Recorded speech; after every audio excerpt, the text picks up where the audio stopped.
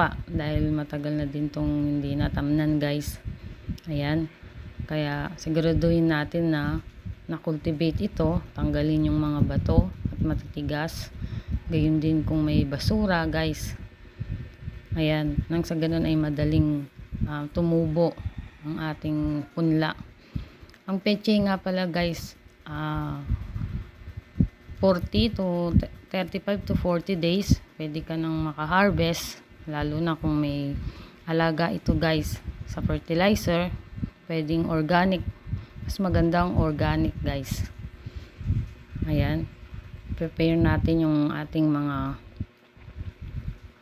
lupa guys para tuloy-tuloy tayong sa pagpupunla.